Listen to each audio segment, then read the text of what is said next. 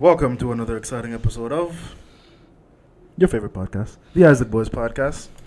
Dwayne the Ghost alongside Terrorizing. Coming at you guys with episode 105. 105. I'm glad you remember the number because I certainly did not. Yeah. Try to stay on top of these things. Yeah. Episode 105 coming at you guys. Another great episode, hopefully, in the making. Had another great week. Yeah. Well, a couple of weeks, actually, because... before we go into that, just a quick apology. We missed last week. Yeah. Amongst other weeks, but... We are extremely busy these days. A lot of transitioning happening. Busy is not even the word. We're just full plate.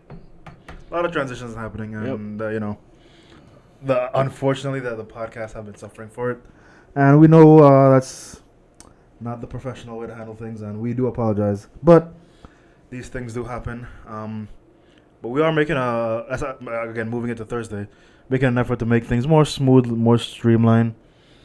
Just some unforeseen things happened these past weeks, but now moving forward should be straightforward. I think we got some things ironed out. So. But yeah, again, big transition period for us, business-wise and personal-wise, of course, like you guys know. Mm-hmm. Baby's on the way. Some things changed regarding that. Due date's been pushed forward, and fortunately or unfortunately.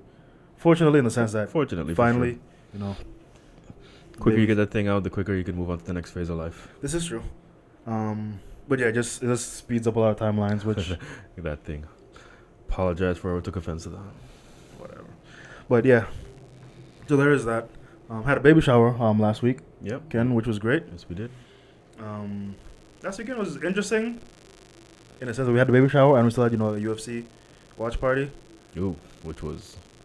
We'll get into that a little bit later. We'll definitely get into that because there's some history being made there. And, baby shower was great. Had a lot to drink, a lot to eat. Fellowship with friends. Some interesting dynamics as well, which, I'll stay away from. And, it was fun. It was good times. Yeah, definitely good times. I don't know, any reason to get together with friends is always a good one, I find. It's especially friends you haven't seen in a long time. Which there were some there as well. And friends that we haven't seen together. In some in a long time, yeah. Some never at all in the same space. It's true. So it was good. It was good times. Ton of pictures and stuff we took. And we haven't posted any pictures of it. Yeah, I know on social media.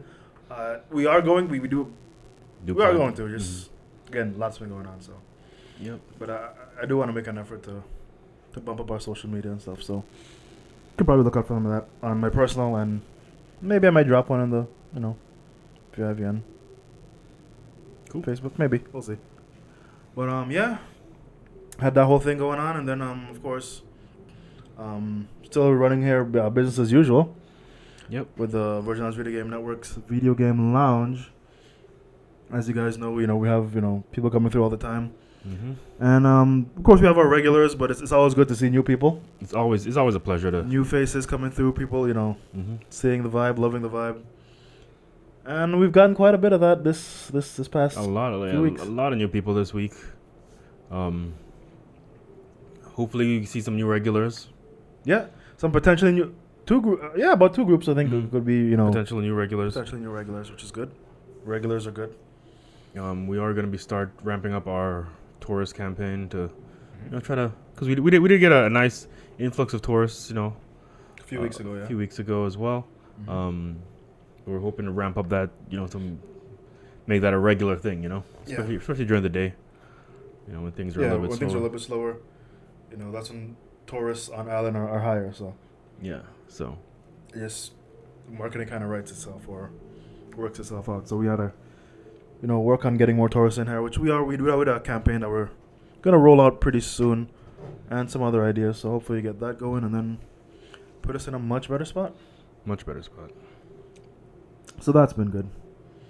Outside of that, we are gonna be moving forward with our Smash tournament. Yep. So for those of you that play Smash Brothers, definitely look out for that on our social media, or come, swing by the lounge, see what's going on with that.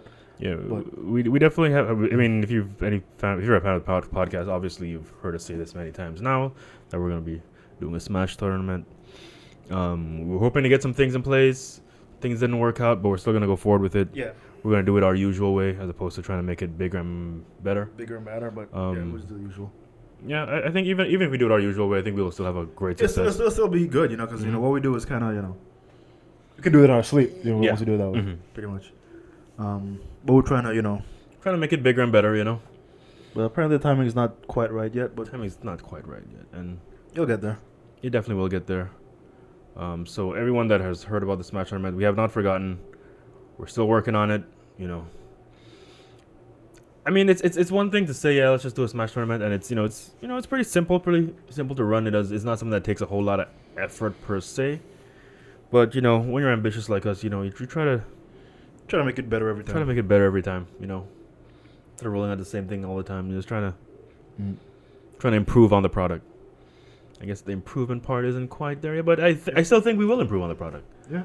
We always find a way to do better. So once you're doing better, then the next day, and it's actually that I'm glad we started that way, because I actually wanted to. We haven't really done a good ideas in a long time, and I don't know, like during work and stuff, I kind of have like different thoughts and things that I want to say to my kids, like at the time, but I haven't said to them yet. But just different good ideas that pop into my head, and something that's been rolling around in my head for a little bit is, and this is this is not anything. It's not any groundbreaking anything, but I find like the best way to be the best you is just always try to improve on something in yourself every day. Which, sounds cliche and everything. But I think it's something that people take for granted and maybe not pay that much attention to. But if you find one thing about yourself that you can improve every day, the next day you're going to be a better version of yourself than you were the day before. This is true. And vice versa. And it doesn't have to be big things, obviously, Exercise is one factor, but, that could go up and down. But it could be simple things, just, learning something new, researching something. I guess try to be a better version of yourself every day would allow you to be, it's amazing who you'd become in a week's time. Yeah. You know what I mean? Yeah, it goes back to, the compound effect or like slight edge. Like those are two books that have, talk about the same concept of just, a penny doubled. Just doing just a little bit every day. And, you're not going to see the change today. You're not making a groundbreaking change today or tomorrow or maybe even the next day. But over time, you're going to get slightly better. And that bell curve is going to slightly get steeper and steeper until your greatness actually shows. So, so it's a good idea. It's a good idea. It's a good idea. And I heard something, what's his name? Kamaru Usman, which we'll talk about a little later. Something he said in an interview. He talked about him and his training and everything, and he says we strive for perfection, but we never achieve it. But what you do get is excellence. So you strive for perfection. You're never gonna be perfect in anything, but you always strive to be perfect. But you will land on excellence once you strive for perfection. Yep. So. It's one of the things that people like. I think a lot of people that are like maybe not in a good place in their life or whatever. They neglect one of the biggest facts that a lot of people neglect, and is that you have not just life, but you have a second chance every day to do something better than you did the day before. It's like I heard I can't take credit for this thing, but like whenever I'm in a bad mood or like things aren't going my way, I always remember this. I wish I remember who said it to give him credit, because I thought it was an amazing video I saw on whatever social media I saw it on. Like if I was to give like some sort of like, I know what, we could probably try to do a little exercise. Like if everyone that's listening, if I was to give you $100,000 right now, would that improve your situation? And there's a lot of things that you can throw $100,000 at, and it would improve. It'd make you Like if I could give you that, would that make you happy? And a lot of people would say, yeah, 100,000. Yeah, I could use that. That could fix a lot of problems. That'll make me happy. Facts. You know, what if I change like screw 100,000? What if I give you 500,000? What if I give you $1 million? You know what I mean? Mm-hmm. Think about how happy that would make you. I mean, if you were to receive $1 million right now, how happy that would make you. And for a lot of people, that would change their life. You'd be extremely happy.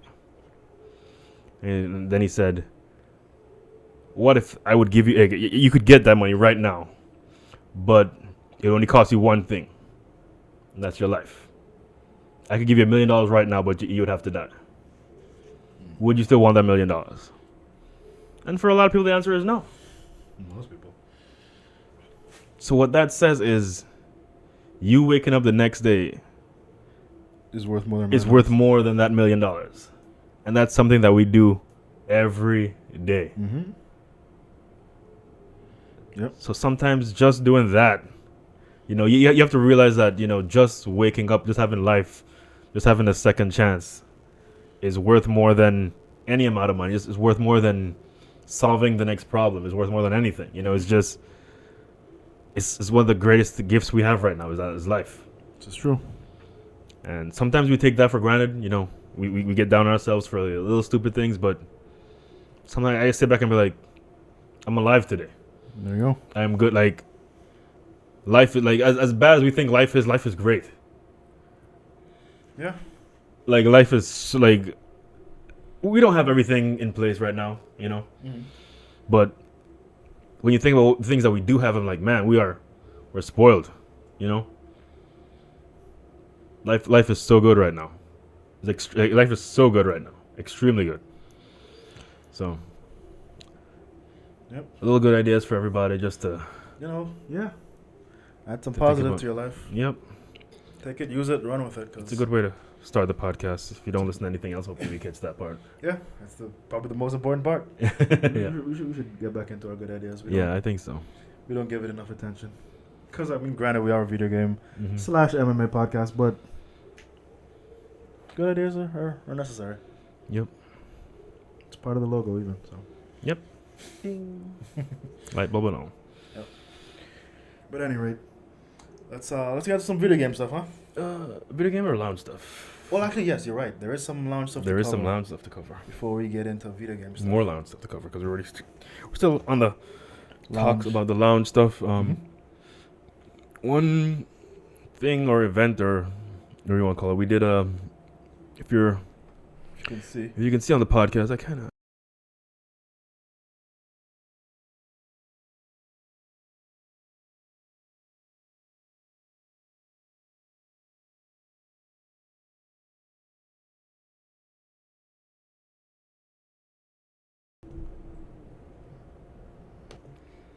Yes, and we're back. All right. We had a little hiccup there. Yeah, sorry about that. Oh man, that Could have been tragic. could have been tragic. I thought we were gonna lost that good ideas right there. No. I think we're all good. Mm. Yeah, a little technical difficulties, but like we were saying before, trying to improve our product, we started to put a more emphasis on like tabletop stuff. Yep. So we are going to be doing maybe some D&D, or getting back into D&D. Mm-hmm. And of course, we have the card games with Yu-Gi-Oh, but now we've included One Night Werewolf. One Night Werewolf. This is the Ultimate Edition. I don't know if you can see it. If you can see that a little bit, right there. Yeah. Pretty cool game. Actually, a very cool game. It was brought to our attention by one of our regulars. He, I guess when he left Ireland and he I guess played it all away. I think he's played it before, even before that. Yeah. But when he came back, he said, he definitely want to bring this to the lounge, and we were interested, so we started to check it out, and It's great.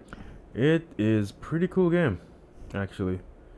It's a very, very interesting game. It has that Among Us kind of vibe. It's like Among Us, but it's like one round. Well, it's supposed to be one round, but we modify the rules to we make continue it. to continue playing until everyone's dead. But yeah, you play because you're trying to find out who the werewolves are, or the werewolf. But there's just one.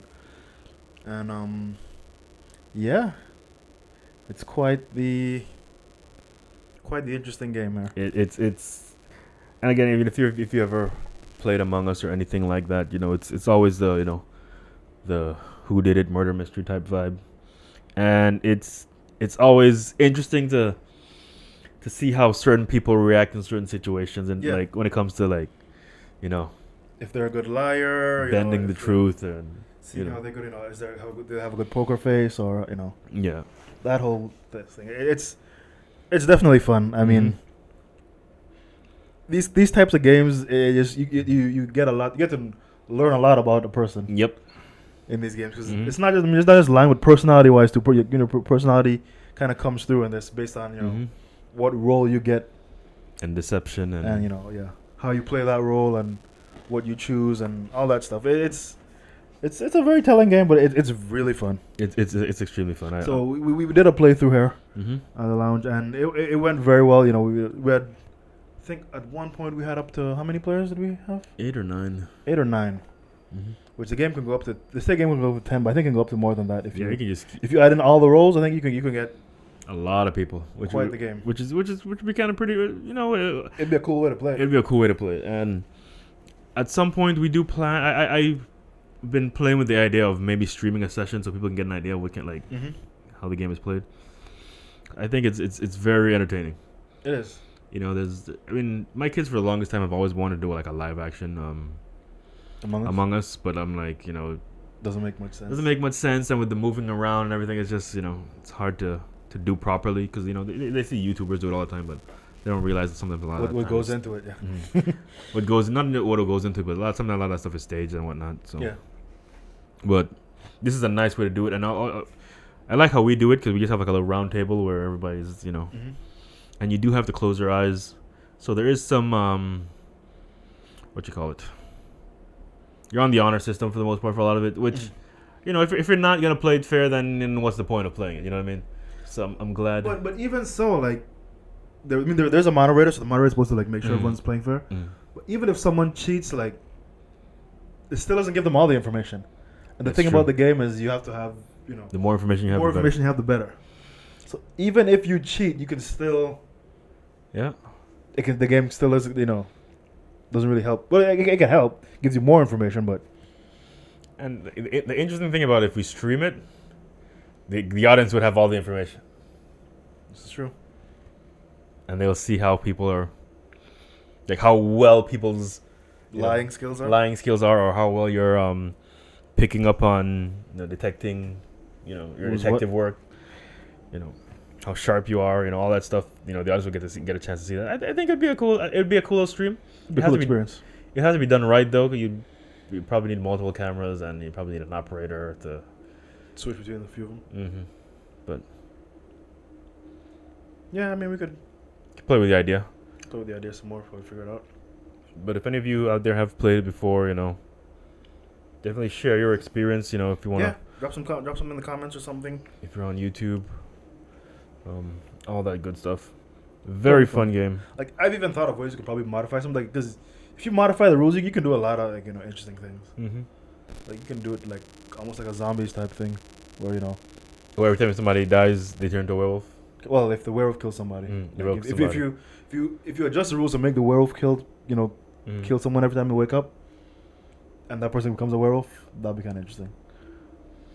Well, the only thing about it is the only way that wouldn't really make sense, because Because you don't have that much werewolf cards. That's one.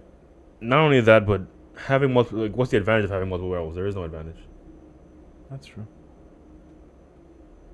true. Yeah, whatever. But yeah, it's quite the game. Tons of fun. I would definitely like to play it, with our circular friends. See how those go. Yeah, that'd be great. So yeah, we're Great probably party gonna designate a certain day For our tabletop stuff. for all our tabletop stuff. Yeah. Whether it's gonna be D&D or this or whatever other tabletops that we come up with or find out. I know how much his name was created his own tabletop. Ben Davis. Yeah. Shout outs to him. Mhm. So if he gets that going, we could probably play that here even as well. So yeah, tabletop at the lounge. Yep. Maybe bring in some Monopoly and all that other stuff too. Yeah, cool stuff. Yeah. All the fun stuff we can play here. Yep. So that's what's been going on with the lounge. A lot of activity, a lot of new things. Always improving, and that's our goal. Trying to improve the lounge every time we come on here, or every time somebody sees it again. There's something new. You know what I mean? Mm-hmm. So that's what I want. Because there's a lot of people that came to the lounge very early on, and we haven't seen them back since. And I think they'd be surprised, like, oh, this is a lot different from when we first came. You know what I mean? A lot of change. Always evolving. Always getting better. Yeah, if you can just improve on. And like it's literally every day I see things that would make the lounge just that much better. Mm-hmm. Some of them, are actual like utility stuff. Some of them is just cosmetic stuff. But yeah, if we just make it a goal every week to try to improve something on the lounge, or even every day if we can. Improve the bottom line. That's what we're doing. That's most important. That's the most important. Yeah. But anywho, moving right along. Games we're playing, I guess, this week. Yeah. Well, this past week rather. There's been, we did touch on MultiVersus when it came out. That was a few weeks now. Mm-hmm. I haven't. That is still in the rotation. I've been playing that a lot actually, recently. Getting better at it. Still have some some ways to go in terms of improvements, but they just dropped Morty. Yep, Morty just dropped, and if you're looking at the title screen now, there's some more drops that we had. Black Adam. Black Adam and it's coming out this season, and Stripe from Gremlins. That's the one with the mohawk, the evil one. Yep. So, the game is still the game is growing, and they dropped a bunch of new skins. I saw some new skins that are supposed to be dropping really soon for pretty much everybody. There's some fire ones. Oh yeah. Mm-hmm. Velma's getting like this kind of a suit, kind of combat suit, which looks kind of cool.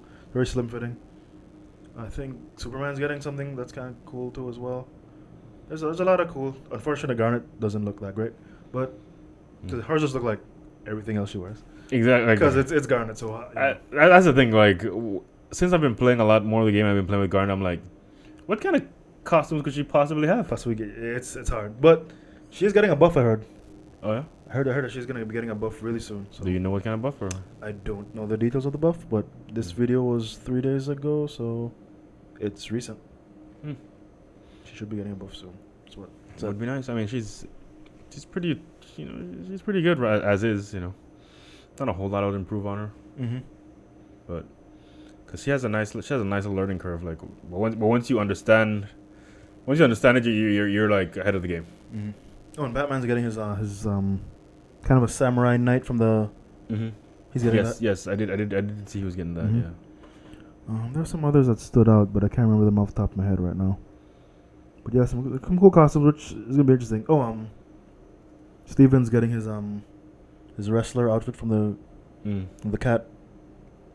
Remember that episode when that they wrestled as a cat, him and the purple chick. Yeah, Amethyst. Yeah.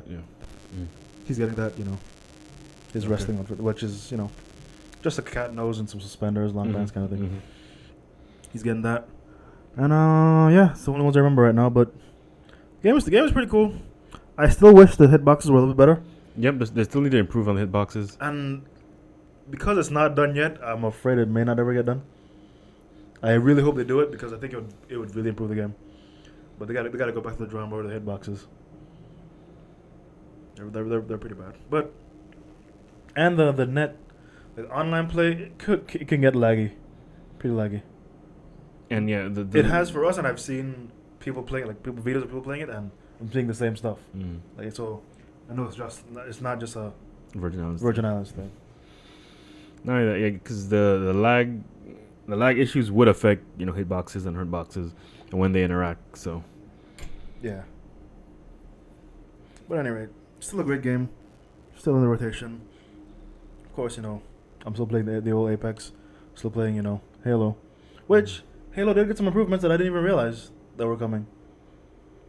They have a new ranked system, a new ranked mode now. They have duos now.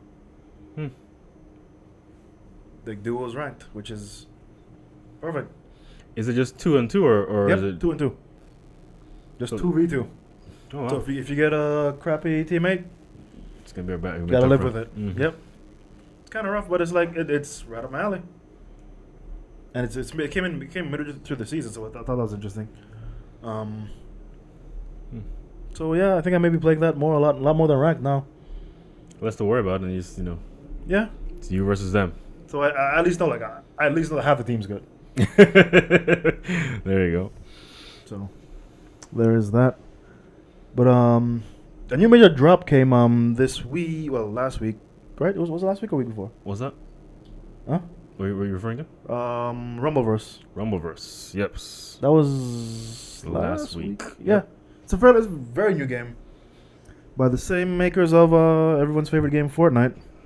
I think there's the publishers. Oh, The publisher, yeah. Makers is actually Iron Galaxy. This is true. So yeah, which different is studio. Which is but- the same people that made Killer Instinct.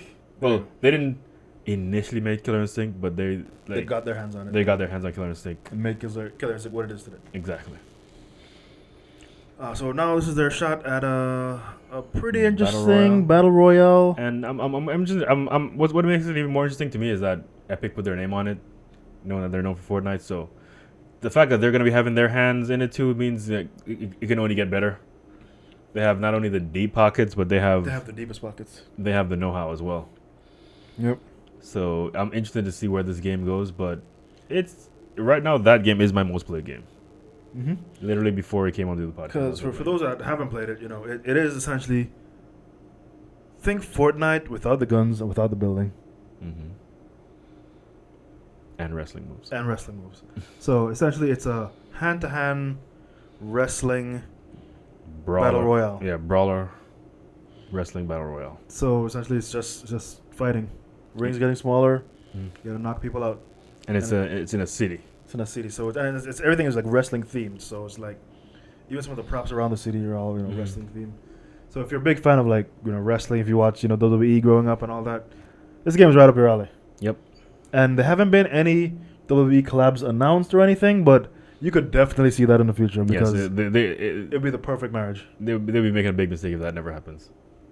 You're pretty much printing money at that point. I don't even think it's gonna be a one-time thing. I think it's gonna be like a periodic thing. Like maybe every year they're gonna drop a new set or something. Because If they love money. it's it's too easy. Mm-hmm. It's too easy.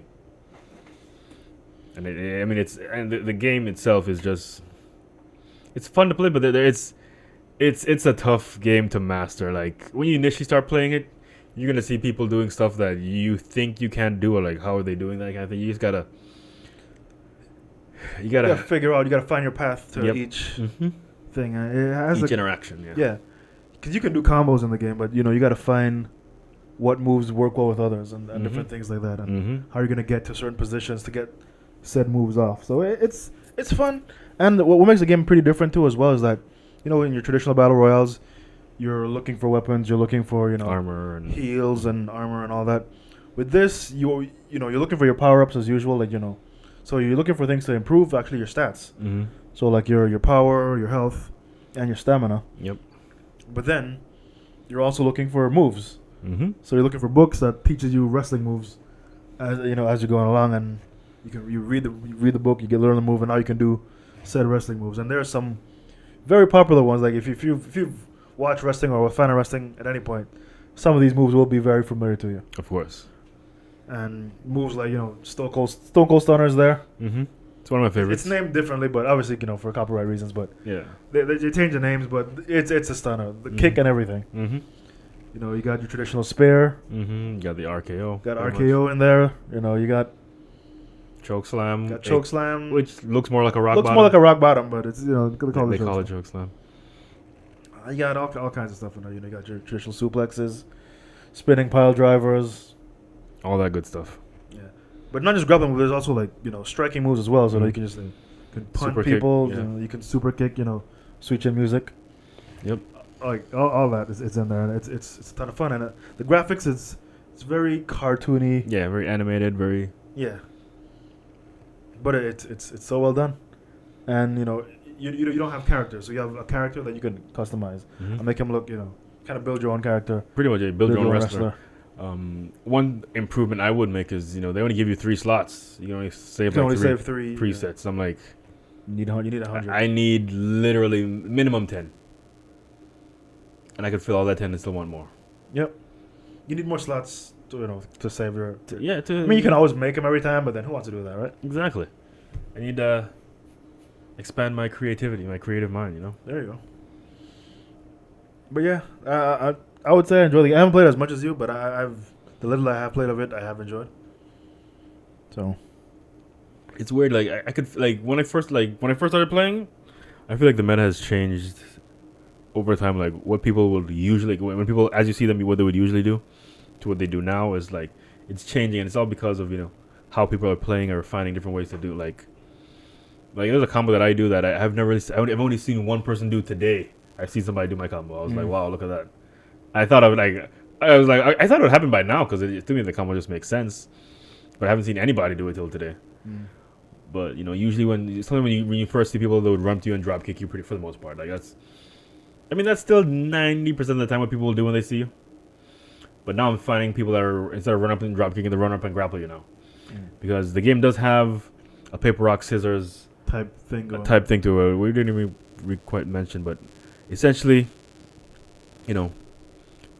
strikes beats grapples, grapple beats blocks, and blocks beats strike. That's the paper rock scissors. And then on top of that little hierarchy, there is weapons. There's weapons that will beat certain things. It's because there's also a hierarchy of what beats what. What beats what? Because other than the typical Trinity. Yeah. Those three moves. There is also based on damage, certain things will beat. So like for moves to trade, it happens, but it doesn't happen very often. Like grapples can trade. Like if grapple of the same strength and a grapple of the same strength can trade. But if you do like a stronger grapple and somebody does a weaker grapple, you'd get a strong grapple, a special grapple priority. And one thing I love about the game is every time you lose to something, it tells you right away. It tells you why. Or every time you win to something, like every time like 2 interactions happen and one wins, it'll tell you right on the screen. Yeah, this is why. Which is great. I'm surprised most games don't do that, but that is because if it wasn't for that, you'd be confused a lot of times. Like, how did that possibly win? Yeah. Like I'm doing a strike, I'm blocking this, but it'll tell you like, okay, this strike unblockable. That's why you got hit. This strike, you get special grapple priority. That's why this one wins. And super moves are pretty much at the top of the thing, pretty much. Yes. So once you get your super ability, that just takes priority over everything. Someone's trying to strike you, they're getting hit with it. Trying to grapple you, but it's not necessarily, because you can still strike people, but you can't strike them when they're in the grapple animation. Yeah. You can try to hit them before they get into it. Yeah, definitely. But once they go into that animation, it's they started that interaction, so you have to be you're subject to getting spinning pile drived. And again, it's in a city setting, so you can pile drive someone off of a building. Yep. You can tackle them off of a building into a car, which bounces you back up. You can and skyscrapers too. Skyscrapers, like tall buildings. It's pretty epic. You can super throw someone, like hold them by their legs and spin them around, throw them like miles down the street, and then bounce off a car and go even higher and hit something else. Yeah, it's pretty dope. Quite the game. I definitely enjoy playing it, and I play it quite often. Yep. Probably gonna play it some more tonight even. There you go. So definitely worth checking out. If you're on Xbox, well, it's free to play everywhere. So yeah, free to play everywhere. It's free to play everywhere. Xbox, PlayStation. It's on the Switch too as well, is it? I don't know. I'm not sure if it's on the Switch, but it is Xbox and PlayStation for sure. So definitely worth checking out. Also this week we watched a couple of things that I pretty interesting. 2 main things I want to cover is the one thing that everyone's talking about right now, which is the Dragon Ball Z movie. Yep. Finally made its U.S. debut. And everyone's, there's mixed reviews going on. 100% there's mixed reviews. We got a chance to check it out as well. In theaters, no less, which is great. I'm glad to see. Shout outs to Caribbean Cinemas for doing the damn thing. Bringing anime movies. Yeah, which they have been doing a lot lately, which is good. But so we checked that out. And it was, my thoughts is that it wasn't as bad as a lot of people were making it out to be. Not even close to as bad as people were making it out to. I mean, granted, it wasn't the best anime movie ever. Like, me personally, if you complain about this movie, you should complain about Super in on the whole, like. Because it was everything Dragon Ball Super is. This movie. This was, which was a Dragon Ball Z Super movie. So. What do you expect? You know what I mean? That being said, I mean, there's so many spoilers out there. I don't even think we'll really be spoiling anything. I mean, there's new transformations. There were some callbacks, which I think was kind of cool. Callbacks were cool. Yeah. I mean, do we want to dive into some of those? It's up. Yeah, we can. I think. And of course, Orange Piccolo was to me one of the Mm-hmm. major transformations that were kind of different. Yep. I don't mind it. I do want it to get a different name. 100%. Because if you're gonna give Gohan's transformation such a name like Beast Gohan, why is it Orange Piccolo? I don't know, like they and there's a lot of color variations, like like Super Saiyan Blue, like that's literally what it's called. It's not, Yeah, some name, yeah. which is weird to me, but Is what it is. Goku Rose, like Goku Black, and Goku Black goes Super Saiyan Rose. Like I don't know, and that's their fault because a bit lazy. It's not really lazy, but it's not really lazy writing to just have a new transformation. But now they're even getting lazy with the names. Which is whatever, but I did enjoy the scene when Piccolo did make his transformation. Mm-hmm. That was pretty cool. I find that to me, the character that stole the show for me was Gamma 2.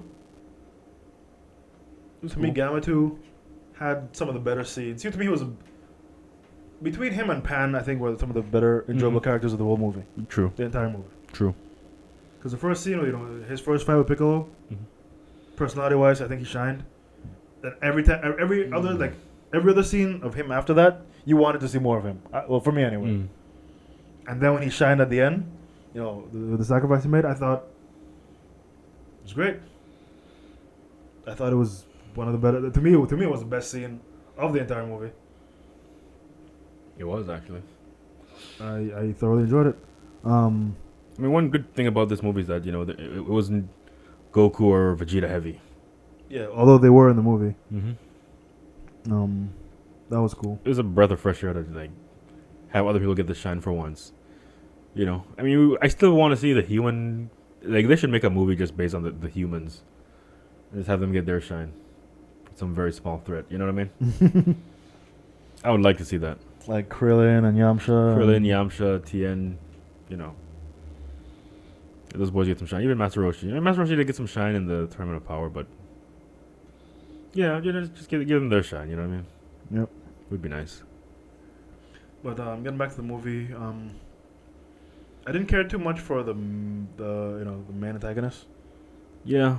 Cell-Max, again, was very lazy because he just had the name. It was nothing like Cell.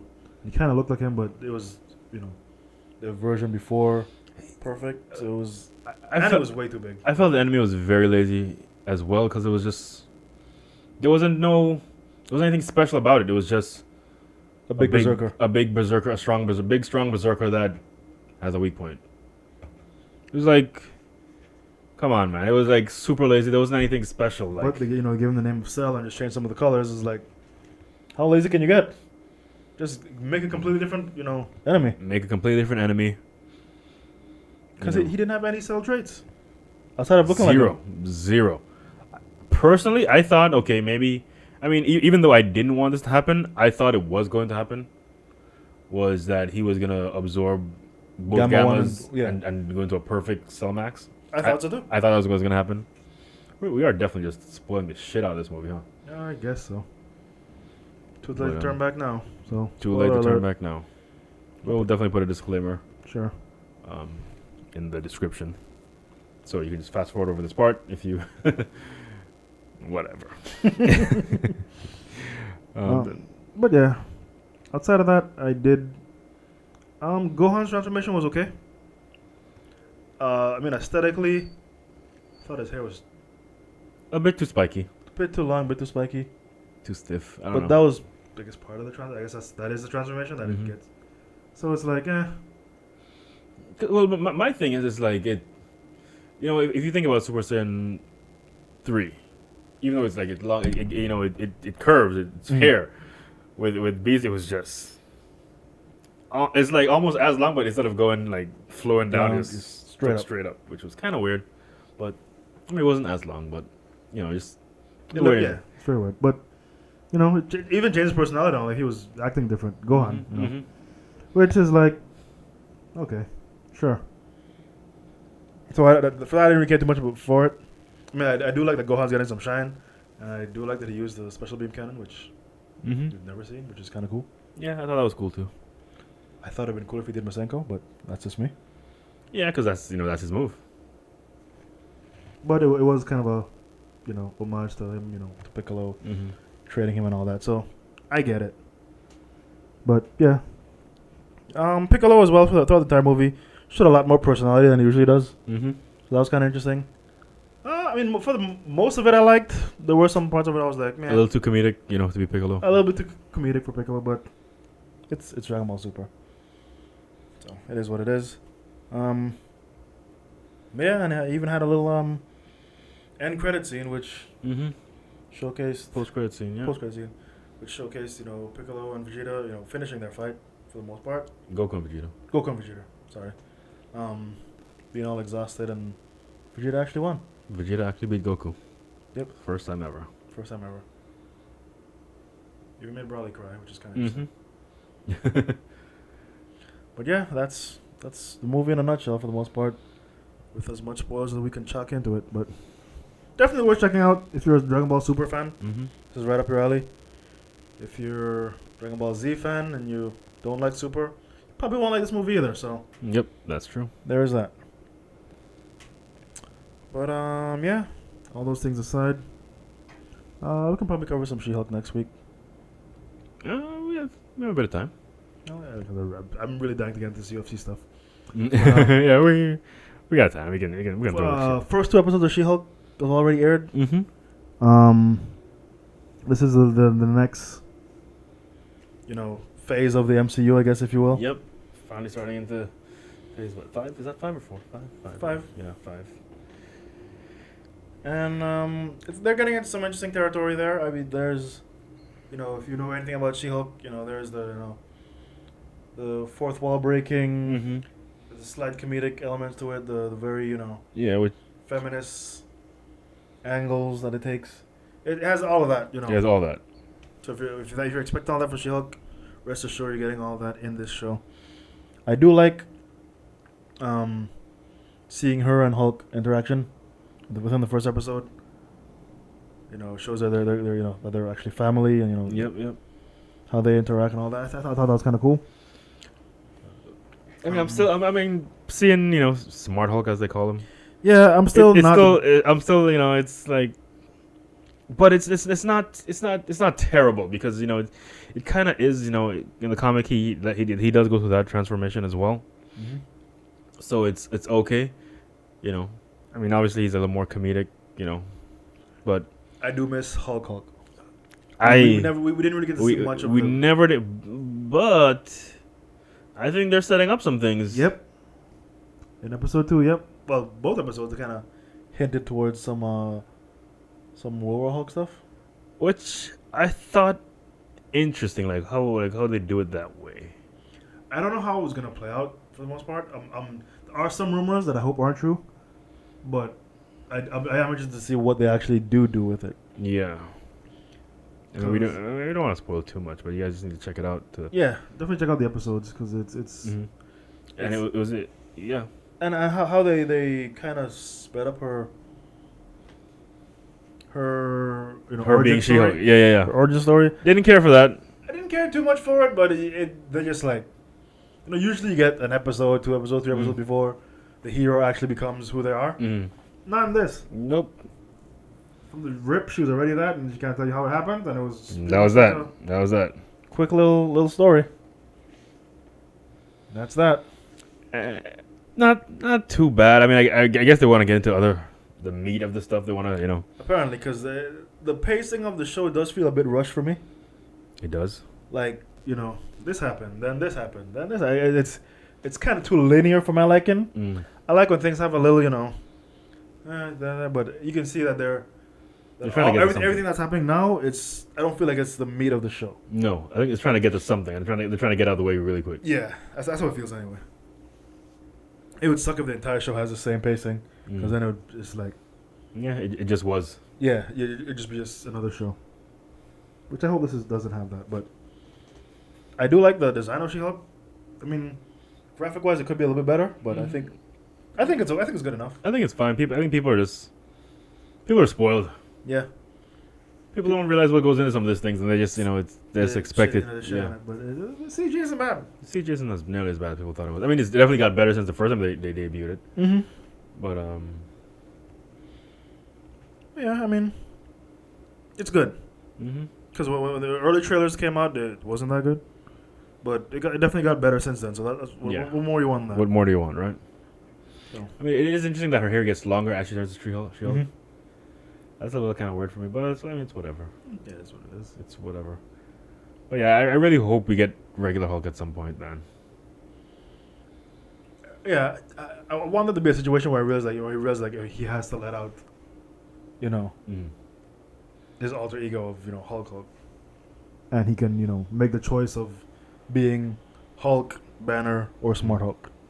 If they give him the option that he can be anyone, the Banner could just release, give Hulk back control of his body, Hulk body. That'd be great. I don't want to see it. Personally, I don't want to see any more Smart Hulk. Maybe even see the Hulk in Banner's body. I think that would be an interesting twist. That would be an interesting twist. Seeing Hulk, that's so used to being strong, and now he's a weak, frail human. That would be cool. But yeah, we need Hulk. We need regular Hulk back. Honestly, like, I'm done with. I don't need to see Smart Hulk anymore. Personally, because to me it's like he doesn't need to be that. That could be that's screen time for the actual actor. You know what I mean? That could be his.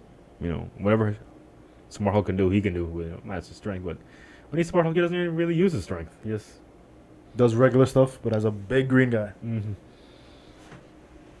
Which is whatever. But it's cool though.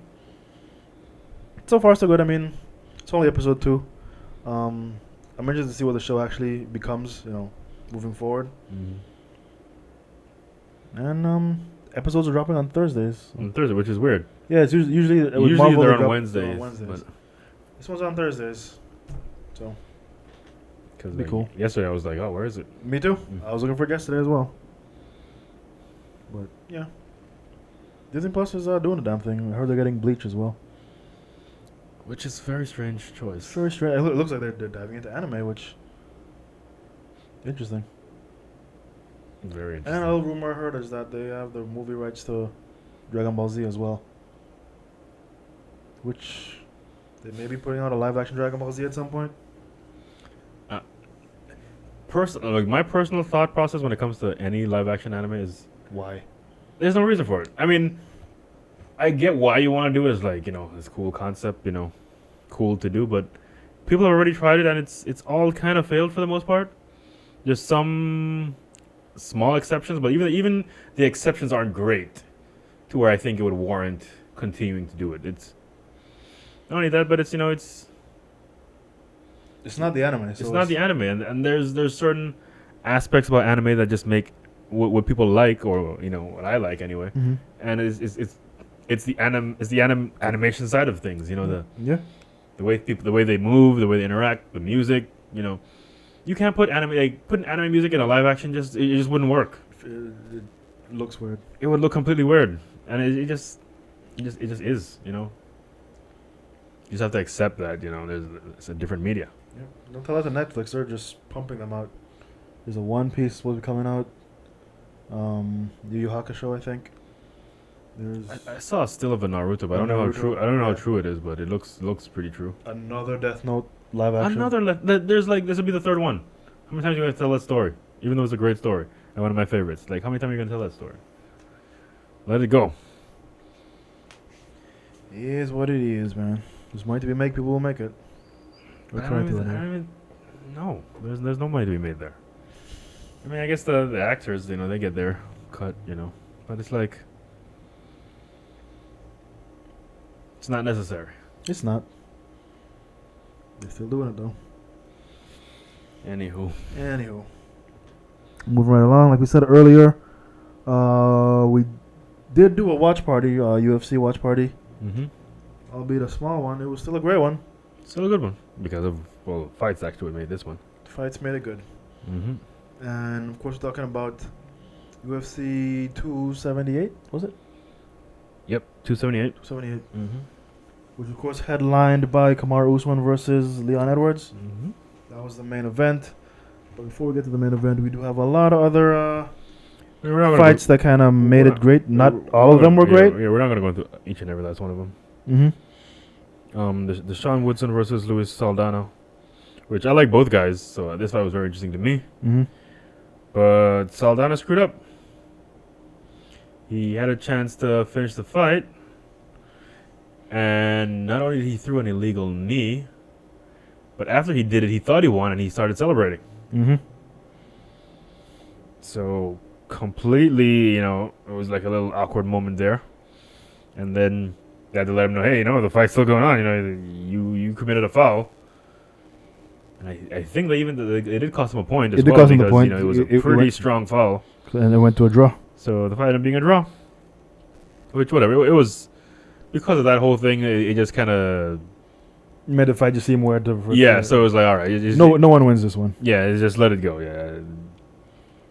Good because I like both guys and they both didn't get an L. So moving right along. Marcin Tybura against Alexander Romanov. Romanov's my guy. I thought for sure Romanov. Yeah, I think this was his first loss. His first L, yeah. Yeah, because he's a grapple heavyweight, Mm-hmm. which most heavyweights aren't grapple heavy because of it tires you out. And that's the thing. Like once if you're a grapple heavyweight, you're gonna win most of your fights that way. Just like how a lot of heavyweights fall in love with their power, he found another way to exploit heavyweights because heavyweights aren't the most agile. Yep. And you wrestle them for a little bit, and that's it's done. But not from Marcin Tybura. Because he's one of the smaller heavyweights, so he can get away with so smaller in the sense that he's not like a big strong heavyweight. Yeah, he's not heavily muscled or overly fat or anything like that. Yeah, so he kind of worked in his favor, and he's been doing the thing for a long time. So he has experience. If anything, he has on his side is experience, and I think that's what played into him getting this win. He definitely got tired early on, and Romanov was just throwing him around the place, which is what he does. But then after all, Romanov started to get a little tired too himself. Yeah, he's with that grappling. He's still a heavyweight, and he still has. And also too, they were fighting at elevation. I think that's what got him in. Mm-hmm. That's what did him in. Sure did. The elevation, he's usually he's usually the one that tires people out. But he fighting elevation. If you're not prepared for it, I'm just guessing Tybura probably prepared better than he did, and that's what was his undoing. It was a unanimous decision win over him. So for Tybura, there's that, and then Tyson Pedro. Mm-hmm. Haven't seen him in a while. He fought Harry Hunsucker. Harry Hunsucker from the Contender Series, right? Mm-hmm. It only took him a minute to get the win. Yep. I mean, Tybura looked great. You mean Pedro? Pedro, sorry. Tyson Pedro looked great. He threw a couple strikes, landed a body kick, straight to the kick that just crumbled Hunsucker, and then he just finished it up with punches on the ground. That's pretty much all she wrote. Man was pretty much literally untouched.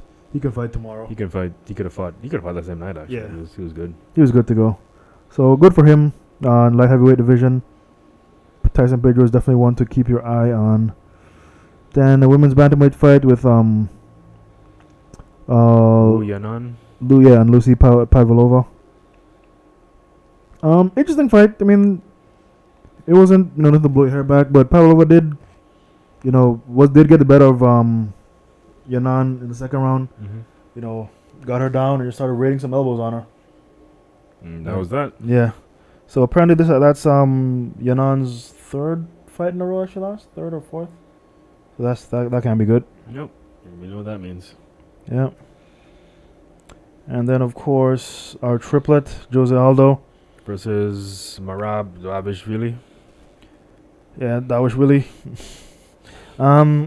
Interesting fight because Aldo never really got off. Aldo never really pulled the trigger for the most part. Now I think it's because he was worrying about the takedowns, and he did successfully defended most of them, if not all of them. Mm-hmm. There's one that you could probably say was a takedown, but he got right back up anyway. But that's pretty much the fight. That was yeah. That's literally all that happened. It was. I don't. Aldo gets in these weird fights now, where it's either He's looking like a world beater and he's great, or he just gets gun shy. gets a gun. Not really. I don't know if it's a gun. Like, it's a weird thing because I think his opponents are kind of like in awe at like I'm fighting Aldo, but then he's still gun shy. So it ends up being these weird fights where there's not a whole lot going on. And to me, it almost feels like he's fighting 5-round fights, but in 3 rounds. Yeah, So it's like, he's been fun. if he had 2 more rounds, maybe then he would pick it up closer to the end. Maybe he's like a slow starter now, up in his old age. But you only got 3 rounds, so with 3 rounds, you gotta go. You gotta go. Yeah. You can't be giving away rounds. So And he did land some Aldo type leg kicks, but he didn't. It wasn't enough of it. yeah, he didn't do enough at all. So Of anything.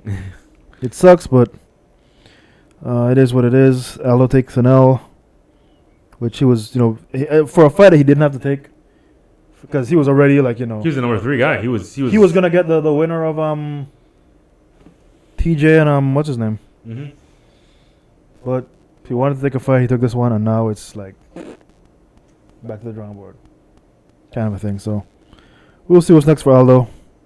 And the weird thing is that Dawish really is friends with the champion in this division, so And he didn't. he didn't do himself any Even favor. Dana White said it, like he didn't do himself any favors in this fight because He not only was already the fight not great, said he's not fighting the champion, so he said straight up, he's not gonna fight. his brother, His brother. not his brother, but it's not his real brother, but Yeah. it's Aljamain Sterling, which I'm not the biggest fan of right now, unfortunately. I'm not either. So now the champion has this gatekeeper, it seems. So if you want to get to the champion, you got to go through this guy. It's like, is that what you want your career to be until someone actually beats the champion, and then you step in there? Like, how's that gonna work? I don't know. We'll see what happens, but Yep. no one's chomping at the bit to see Dawish really fight again. So And coming, like, I think it was. I don't know if it was his last fight or the fight before the last, where he had a great performance. It was like fight of the night. yeah, like he's the next guy, but Mhm. doesn't want to be. So what can you do?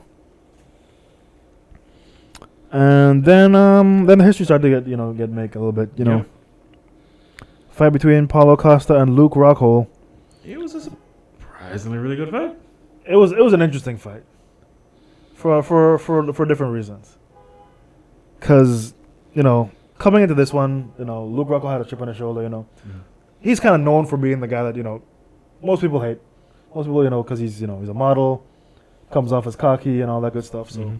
this is Luke Rockhold. Yeah. You know what they get, Luke Rockhold. You know what you get it. And this fight, he had a little bit he had that time stand a little bit. He Mhm. wasn't too cocky, but he was very, very capable of chip on his shoulder. Yeah. Very, strong chip on his shoulder. Paulo Costa was coming in off of, his last fight he had a bad weight cut. This one, so that was the biggest issue is the weight. Everyone's worried about the weight and all that. Mhm. But he made weight, no issues. And when this fight got off, like, it looked like it was gonna be, fireworks. It was great, all that. Mhm. And right in the first round, Luke Rockhold got really tired. Like in the first round. Again, fighting at elevation. Which, there is that, but I also heard from people in his camp, from people that spoke to people in his camp, that he didn't train as much as he said he did. Like he didn't do he didn't do any sparring, and obviously he didn't train for elevation either. So it was like It's pretty evident. it was pretty evident. I mean, the guy got tired in the first round, like not just winded, but like tired. Disgustingly tired. Hands on knees tired. Mm-hmm. First round. So it was like, ooh, this is Costa all day from here. Mm-hmm. Which it kind of was. It was, second round, Costa picked it up, and the problem with Costa picking it up is that Costa got tired in the second round. Mm-hmm. So now Costa is tired. So now you got Luke and Costa tired. And it just made for just a great fight, because Now it takes heart. now it seems like skills out the way. both guys, are tired. Take- Who has the heart? Yeah, techniques out the way, strengths out the way, skills out the way. All that's left is heart. And both men put on a show. They gave it everything. Both men gave it everything, especially Luke Rockhold, in my opinion. Mm-hmm. Because he was gashed from the first round, and he had nothing. He had And he absolutely still nothing. kept coming back. And he landed some good shots that looked like, It could have if won he was the in fight. if he was in better shape, he could have won the fight. But Didn't get the job done. He got cut pretty bad, broken nose, everything. mm-hmm. At one point, he got, this is the highlight of the fight was in the very last was one. when Paulo Costa took him down. Paulo's on top. And then Luke reversed the position. Now Luke is on top, which for a man to be tired And reverse position. and get the reversal was like the crowd went crazy. ballistic, yep. Because everyone at this point everyone's rooting for Luke because of the heart he displayed Mhm. throughout the entire fight. And Luke is just bleeding profusely, and he just said, "You know what? Fuck it." He started rubbing blood on Costa's face. Not with his hand, with his face, like Mhm. using his face to face, and just rubbing blood all on his face, completely painting him with blood intentionally. It was disgusting. It was pretty disgusting. I'm pretty sure there's gonna be a rule change about that late soon. It was so disgusting. Even Paulo Costa was laughing about it, but it was pretty bad. Like he painted his face red completely. And that was close to the end of the round, and Mhm. when the fight was over, both men obviously covered in extremely blood. tired, covered in blood, crowd erupting. And even though Rockhold did lose the fight, like what people are saying now is like he finally won the fans. Yeah. Because if you look people always booed Rock. Even when he Mhm. came in, he was booed. Yeah. He was always booed. But at the end of that fight, he won. It was almost like a movie type situation where he had this great career. He became champion, everything fell off, had his 3-year hiatus. Now he's coming back because he wants to come back, and according to him, he wanted to win the championship. But he comes in, had this gutsy performance, and he didn't win it wasn't for a belt or anything, but he didn't win. He didn't win the fight either. He didn't win the fight either. Yeah, unfortunately he lost, but he definitely did win the fans. But he won the fans. Like he even said that he's tired. He thinks this is his last fight, and to me it's a perfect fight to go out on. Yeah, It's like a movie type ending to a career. Like he took off his gloves, but he never put them down. he never put them down. So maybe we might see him again. I think, but if I was him, I'm done. It's the That way to was the go. perfect fight to ride off into the sunset with. Because he won something he never had before. He had the belt already. Mm-hmm. He never had the fans on his side, and I think even the fans were chanting his name afterwards. He was he even got emotional. You could tell Mm-hmm. because people were just I don't know just the gutsy performance and just the display of heart It was definitely something to watch. 100%. It was the ending of a movie. So for him, I would ride at the sunset with that performance. Continue doing my model, continue doing other things, Continue to be Luke Rockhold. And then Kamaru Usman versus Leon Edwards happened, and I was like, "There's no way you can Top that. because after that Luke Rockhold and Paul Costa fight, it was like I thought that was the height of the night. Yep. Like we're just gonna coast into winding down, Mm-hmm. eventually going to bed, blah blah blah. Boy, were we wrong. Because, this fight started out, and we're like, Usman's going to do his thing. Mm-hmm. Dominant champion. I don't see Rocky getting it done. First round, Rocky, which is Edwards, Leon Edwards, yeah. actually took him down Actually took Kamaru Usman down for the for the first first time in his career. Never been taken down. History being made. Boom. History was always like, oh, wait, this is going to be a different fight. Mm-hmm. I think it even surprised Usman a little bit, and they're like, okay. Coming out in the second round now, Usman started to run away with it. You're like, you know what? Leon Edwards did have some surprising moments where he was surprising Usman with in the wrestling scrambles and stuff like that. Some of the scrambles, some of the defenses and everything. Mm-hmm. But Usman was starting to show more Usman. Yeah, figure out the puzzle. Mm-hmm. And it started to look kind of like a boring fight. They weren't just Usman doing Usman things. Wrestling, going back to the wrestling, ground and taking him pound. down some ground and pound. But Leon Edwards stayed safe for the most part. Mm-hmm. To the point where even everyone's like, yeah, this is Usman. Usman can do this all day. Mm-hmm. He's not gonna get tired. Nope. This is gonna be the fight, pretty much. Commentators, everyone was just pretty much just writing off Leon Edwards. Yeah, they were even saying it's probably a moral victory for him just to not be finished at this point. He's being taken down. He's got a few bumps there and there, here and there. It wasn't going his way at all. It wasn't going his way. His corner was lighting him up though. His corner, man, I don't even know this guy's name, but he was just giving it to him just lighting him up with stop the greatest UK accent ever. Mm-hmm. Telling you, tell him Birmingham accent, yeah. Stop feeling sorry for yourself. You're too good of a damn fighter to have this. Yeah. Trying to get him to wake up. You know what I mean? And he was right. He was. You could see he was demoralized. Yeah, Leon Edwards. As the fight gets on, he was. Leon Edwards was out of that fight. Yeah, he was broken, and even the commentator even said yeah, he's broken. You can see it, his body language. He was just trying to coast to the end, pretty much. He was a broken fighter. He was a broken fighter, until the last minute in the fifth round. And it was strange. It was third round much the same, fourth round much the same, Fifth round started out much the same. Fifth round, much of the same.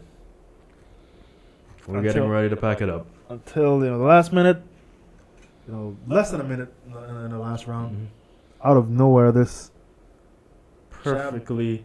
jab high kick Mhm. came and crushed Kamaru Usman's dreams of breaking Anderson Silva's record. Yep. He was on. This fight would have tied it, and then he had one more fight to break it. And And that is was not it? the case. I think he was tied it. You sure? I don't think. You can look it up. I think he was tied it. I think this would have broken it. If I'm not mistaken. I could be wrong, but I thought this was going to tie it, and then he had another fight to break it. we'll so, see. so Anderson Silva still the record holders. Like, I mean, they still say that, but I think he tied it. But we can look at that after. But yeah, he got knocked out in the fifth round. cold. Cold, like he landed it and like walk off KO. Like there's no more to be done. There was no more to be done. Usman was out. I mean, by now you've seen all the memes. The memes are plenty. It was a bad knockout. Bad knockout. And just like that, we have a new welterweight champion. Just like that. We haven't had any welterweight champion in a long In time. a long time. Just opens up the landscape. So many different things. But just getting back to the knockout, like, the unfortunate thing is his daughter was in the audience. Kamaru Usman. And there's footage of her just bawling her eyes out, seeing her dad get knocked out. Her grandfather, which is his father, had to be holding her back, kind of thing. This is a little girl, by the way. Which, she's scarred for that. But I mean, Kamaru Usman's actually in a pretty good.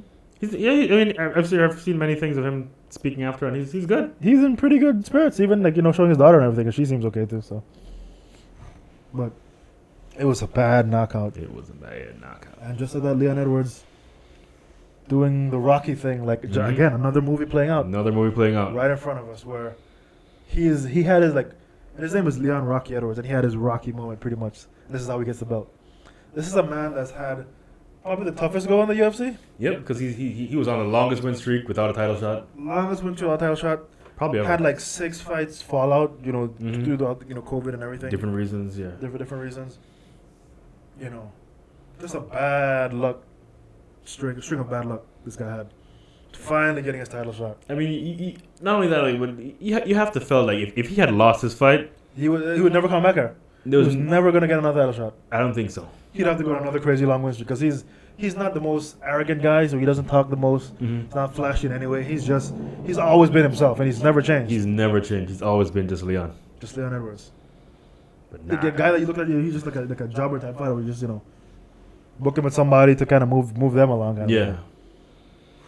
To have that guy finally have his title shot. This is his first title shot. Mm-hmm.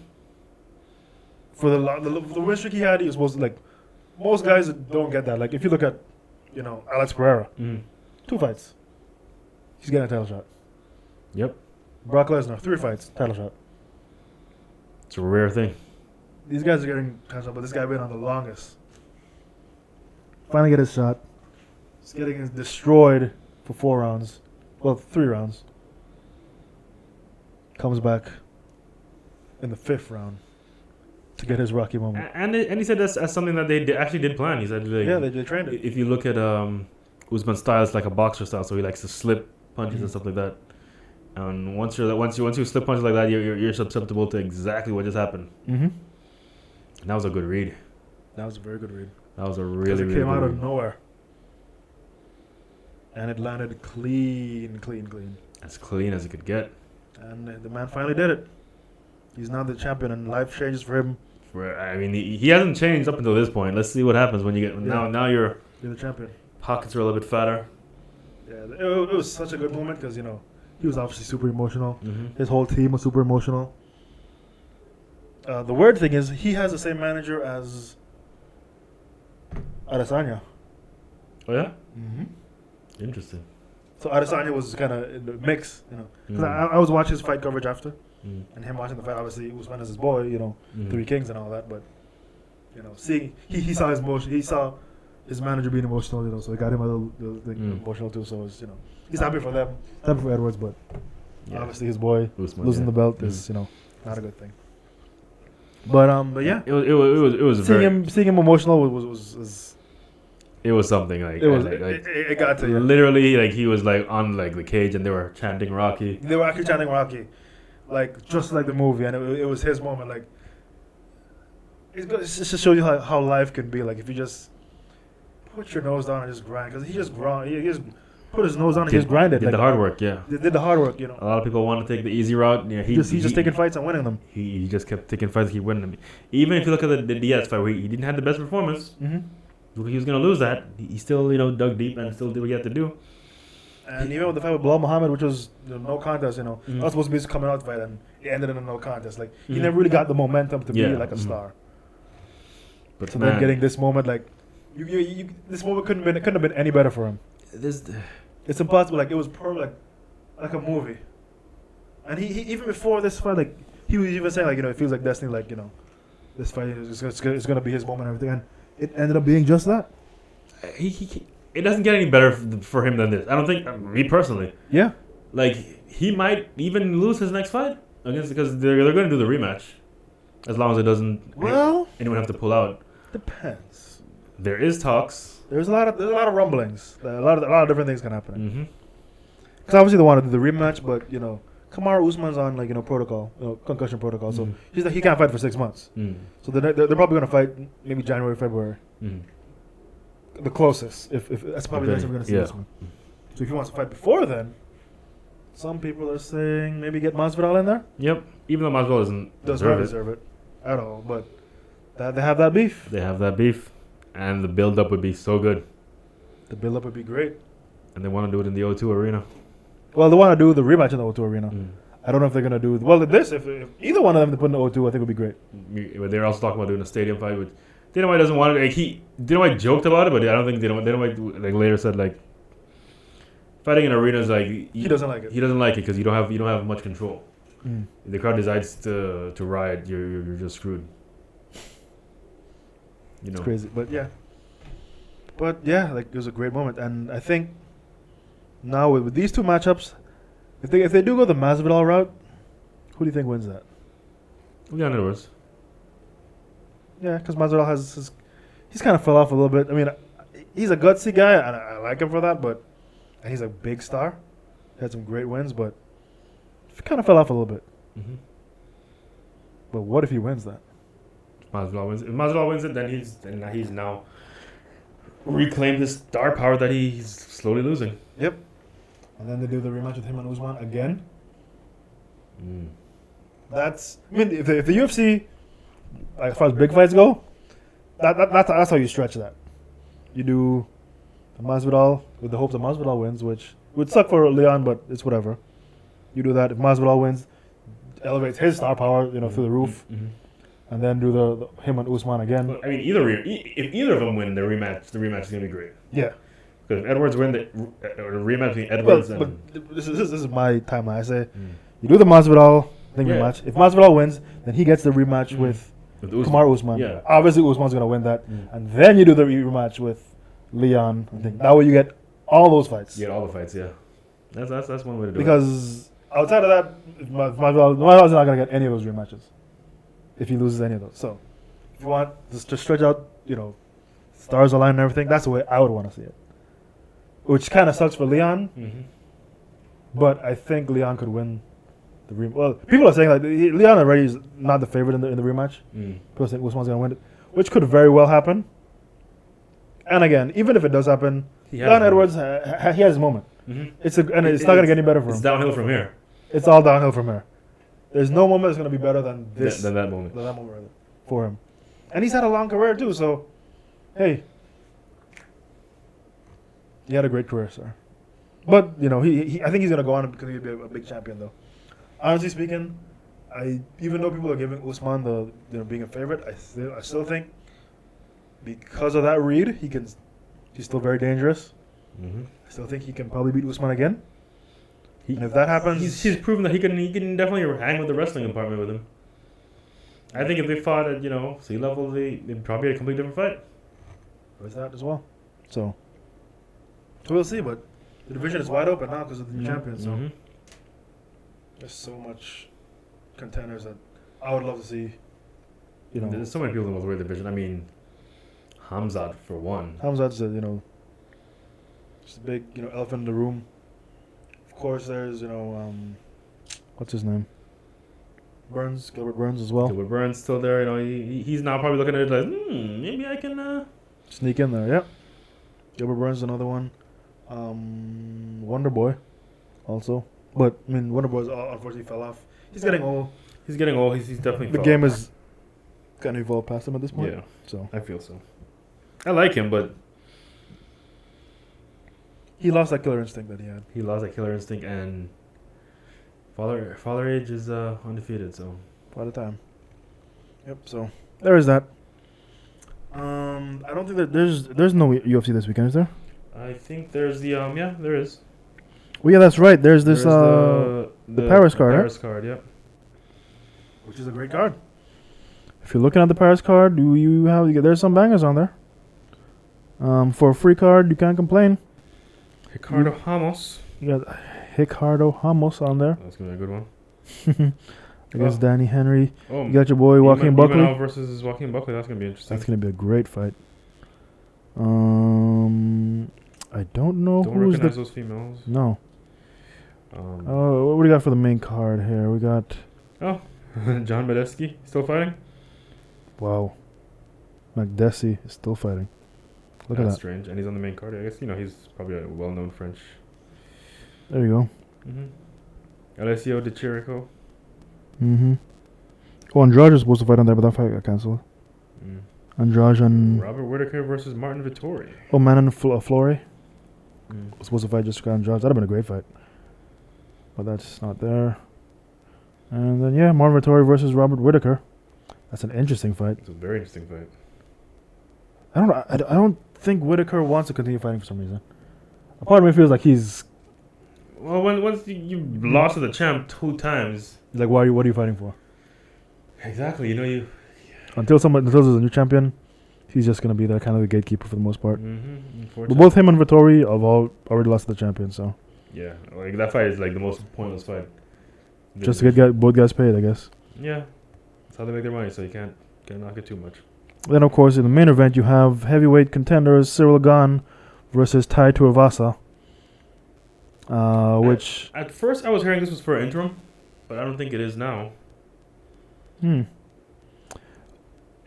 It probably not is. It could have been. It's so up in the air. It's not going to be now, obviously, because they would have promoted it as such if it was. Yeah.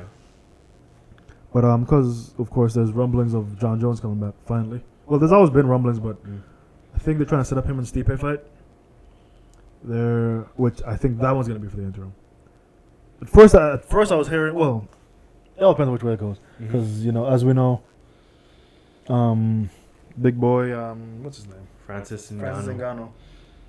Who I think is going to be there, which would be interesting if he is. He has to be there. They're trying to get him to fight Jones. That's the fight that they want. But I don't think things are going their way with that. So they're trying to use a Stipe as a kind of like a... If they don't get the Jones, they'll get the Jones. Well, if they don't get the Jones and Ngannou, they'll try to do Jones Stipe. Which is strange because Francis is the champion, but they're going to do as little as possible to promote Francis because he's out of contract now. And he still has your belt. It's just a funny situation. It's like Francis Ngannou is one of the most destructive heavyweights we've seen in a long time. And there's so much in terms of marketing you can do with this guy, make him a huge star. And the UFC is just not getting behind him. He's not doing it. Because of negotiations. And it sucks. Like, a part of me, I'm on either side, because a part of me want to blame and like Francis and his team is like, there's so many times if you just play the game with UFC, you'll be huge. Yeah. UFC will make you money. They will do what they gotta do to make you money. You just gotta play the game. But when you want to be greedy and you want to, I mean, not really. It's not necessarily greedy because it's like it's still these. They're putting their livelihood on the line. So like, how much do you measure that worth? You know what I mean? So he's trying to get what he feels he deserves. And I can't. And that's what he feels he deserves. So I can't wrong him for feeling that way. You know what I mean? He's the one out there doing it. And they're trying to make sure they get him as much as they can get him, which is, I can't blame them. They're doing it. They're doing what they're paid to do. But it just leaves... It's creating this friction that's... Yeah, it's a rock and a hard place. Not good for the sport, unfortunately, because obviously he's talking about boxing, and if he does do that, fight Tyson Fury, obviously that's gonna make him the most money because of how corrupt boxing is, and it's just they pour all the money on the main fighters, and everybody else gets nothing pretty much. Yeah, pretty much. And people are using that to say that boxing, you get paid. get paid, but it's only the guys on top. Guys in the other card aren't making that much money. People don't really realize that. People on UFC undercard, like you have people throughout, not just on UFC, MMA in general, for the most part. Throughout the card, you're getting paid. Throughout the card, most of those guys are getting paid, especially for the UFC. Of course, you're getting the most money, most eyeballs. But so it's with boxing, it's top heavy, and it's it's creating a problem for MMA because the narrative is being that boxers get paid more, and it's showing that obviously you got guys like Jake Paul and everything that are bringing all these eyeballs and creating all this buzz, and it's so fun. Like every time I watch a boxing event, I always look in the front rows, and for the last couple of boxing events, it's always like these like Israeli guys with the white and the thing like this is where all the money's coming from. Really, these guys are the ones that are carrying boxing right now. I think because boxing it's almost like a dying sport for the most part. Like you don't have a ton of stars. Nope. So and it's only those 5 or 6 guys that are making like the real money. Yep. So it just all they have to do is play the. There's even some fighters now. Well, there's not even fighters, former fighters like Nate Quarries of the world. They're actually suing the UFC. They have a big lawsuit about fighter pay and which is getting interesting. I don't know if you've some other stuff. Well, I know some stuff came out like he was trying to say like UFC are paying managers to play the game. There's talks that some managers are like there's managers that are in UFC's pockets pretty much. So UFC, which if you're the UFC, that's the way you want your business to run. Even if it's true or not. Even if it is true, like it's not necessarily like a bad like you can spin it to make where it sounds bad. Oh, the UFC are paying managers to have fighters play the game, so now the managers are not in the fighters' interest; they're in the UFC's interest. It's kind of like a public defender, is the way I look at it. Because I think that's what it boils down to. Like a lot of these fighters maybe coming into the UFC, and they don't have managers, and UFC are like, yeah, we can get you this manager or whatever. This guy's and obviously if you do that enough times, this manager can get a roster of like 100, 200 guys, kind of a thing. So. Yeah, it is what it is. It just is what like. But you can your point. You can't spin it to make it seem like they're more in the UFC's interest versus the person they're representing. And it sounds bad. Like they're Nate Quarries is trying to like make it so where it's like unionize MMA and all that stuff. But I don't think people really realize what goes into a lot of that stuff. It just sounds good on paper. You know what I mean? I don't think people understand that at the end of the day the UFC is what it is when it comes to the UFC. If you don't like the way UFC does stuff, they're not the only one. You can go anywhere and try to do what the UFC does, and you'll fail, and you'll see how hard it is to do. Like they have a way of doing things, and it's gotten them where they are right now. Yeah, and it's gotten the sport for a lot further along because after the UFC does it, everyone else does it. So exactly. So it's one of those things where it sucks. If you want to look at it that way, but you can. How many people have just played the game, and they've become so successful? Like look at Conor McGregor. They definitely say they're not in the business of making more Conors anymore, so they're not gonna be paying people like crazy like that. But they say that, but when those stars come, they definitely will pay them. They will pay them. You know what I mean? So it's one of those things where you just gotta play the game. It's their company. They are the game. You just gotta play it. You can't try to break the rules, and you can't try to. And it sounds bad, like you're trying to be a company man, or you're just UFC fanboy and that kind of stuff. But it just is what it. If you don't have to be there. You don't have to be there. You don't have to be there. You can get knocked out somewhere else and make far less money. You know what I mean? Or if you feel you're gonna make more money, and there are some instances where some fighters are leaving UFC and getting the bigger paychecks, but. They're not being that big star that they probably thought they would be. You know what I mean? And it's just you just gotta find what's more important to you. This is true. The people are just trying to force the UFC hands to pay fighters more, and it's not like UFC won't pay fighters more. They are. It all comes down to you gotta earn it. Exactly your value. Like with the eyeballs that you're bringing. A lot of these guys coming up now, like your Sean O'Malley's, like those are the guys that are gonna be, your next stars, and your Paddy Pimblets. And they are. I don't think they're gonna. They may not reach like Conor McGregor status as far as like world renowned, but they are gonna make their money for sure. And that's literally what you gotta do. But that's what you're there for. You gotta make your money, right? So just play the game. That's it. Just play the game. You know what I mean? It just is what it is. I can't stress that enough. It's really a simple thing. But people are just trying to get more for less. People trying to get more for, and it's. And I get it. You're putting your lives on the line, all that good stuff. So. Yeah. Well, it's gonna be good. We'll watch this Paris card. Do another watch party. It's not a pay-per-view, so. But at any rate, we'll be here. We'll bring it to you guys. We'll watch it this weekend, and we'll bring it back. Continue to bring to you this great MMA saga that continues with the UFC and all that other good stuff. Also, another thing that happened interesting, that I thought was interesting, I want to get your take on. About the bare knuckle. Did you hear about the bare knuckle fight that happened this weekend as well? Yeah, with MVP getting his first, MVP, lost. But to me, that wasn't the story of the fight. To me, the biggest story of the fight was Paige Van Zandt being pulled from the fight.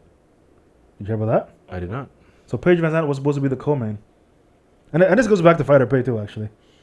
Paige Van Zandt supposed to be the co-main of this fight. Probably a few days before the fight actually goes on, they say Paige Van Zandt's not fighting for logistical reasons. Not injured. Nothing. They're pulling her fight. Rumor is, and this is why going anywhere outside of the UFC is just, you just got to take what you get. Rumor is, ticket sales weren't that great. They felt that there was too much star power on this card, so they're pulling her fight, kick it down the road to headline another. Now that's not their official thing, but that's the rumor. And sounds like it makes sense. It said logistical reasons, and Paige Van Zandt, she went straight to Twitter and said, she's not injured, she's not pulling out of this fight. She just wanted, the narrative to be that she's pulling out of this fight. It's not her, it's not her team. She's being pulled from this fight. That's all she said. She didn't get into any details. Makes sense to me. And it else comes down to the production, Ticket sales aren't that great. And that's something you would never see the UFC do. Not only because they have the eyeballs, but, they would just if they have a bad card, they'll just take it. They'll just take it. Take it on the chin. But, and bare knuckle, they're trying to be the UFC. They're trying to do a lot. Like they're trying to extend. They just bought another company over in the UK. So they're trying to make bare knuckle UK, which bare knuckle has been going on in UK forever. But that makes sense from a bare knuckle standpoint. But they're moving into that territory, and so they bought a bare knuckle company over there, and they're gonna make it theirs and put their branding on it and everything. So they're trying to grow and expand and be a global company. Which, sure, I mean, why not? But at the same time, it has to be the right fit. It has to be the right time too. It has its place. I'm not. I mean, it's no UFC. It's no UFC. It's not boxing either. It's not boxing either. It's really a circus show. It is. And the actual problem is, like you said, too much star power. So they're trying to attract all the UFC fighters over and try to pay them more. Which if they're gonna attract them, they have to pay them more. Got to pay them a shit ton of money. Paige Van Zandt is making more than everybody. Even the main event, she's making more money than all of them. So it's just bad math when it comes down to it. Ticket sales weren't great. No matter the scale of business is always business. X's and O's, zeros. You can play the game and be like, we're gonna pay all these guys more than UFCs. They talk about. I think they said they have health care or something like that for their fighters and all that stuff, which no one knows if it's actually true or not or whatever. But you can do that and play the game and do all this things to entice them. But it all comes down to the bottom line. Business is still business. Business is still business. So I just thought that was interesting because you'd never hear that from anybody. And you look at that and you look at the last Jake Paul fight that got scratched, which the rumor is The same thing. Ticket sales weren't that great, and they scratched the fight because both fighters are denying That they pull out. that they pulled out. You know, there's this whole weight cutting issue and all this stuff. But if you dig deep, the rumors are saying that You just gotta follow the money. And ticket sales weren't that great. It would have been a bad look for Jake Paul as far as the numbers go, because apparently the numbers for the last one wasn't that great either. So I think the Jake Paul hype train is dying down, and it's not so much that it's dying down because he's not a popular guy, but I think what's happening is that his fan base is kind of like, meh. We've seen it already. We've seen your box already. It's it's whatever. Of course, you're gonna have those that are both combat fans and his fans, and that are gonna watch whatever he does anyway, and they're probably still sticking around. But I think like the casual Jake Paul fan that was buying his fights early, I think are dying out now. Like they're kind of like they've seen it. Yeah. They're not really into combat sports, and so I think that that trend is slowing down, which is tragic because he started his own production company, promoting fighters and all of that, and he had some of his fighters on this card and nobody gets paid. Full training camp, everything, nobody gets paid. It hurts everybody. Hurts everybody. Fight game isn't it? Again, and that's brings back my point. What I said, once you play the game, especially if you play ball with the UFC, they tend to play ball with you. exactly. Sometimes it doesn't always go your way, but you just gotta continue to prove your worth, and it all works out. All you literally have to do is keep winning, and attract eyeballs. Like you don't necessarily have to be like the brash loudmouth. Like I would love to see somebody come in and just be like somebody that's a jokester, but they legit like sleep people. That'd be such a fresh look. People would be like, that's kind of strange, and it would attract people. Yeah. Well, even if you look at like Moreno. He's Moreno- not like cocky or anything like that, but he's just his nerdy self. But he to me he has some star power. Like He's can if he keep going on a tear, he could be a massive star for the UFC. And that's what it's just. And all he's did is play the game. Just gotta play the game. Yep. It's literally all you have to do. Just play the game. Anyway, with that, I think that brings this episode to an end. It's a lot of fun.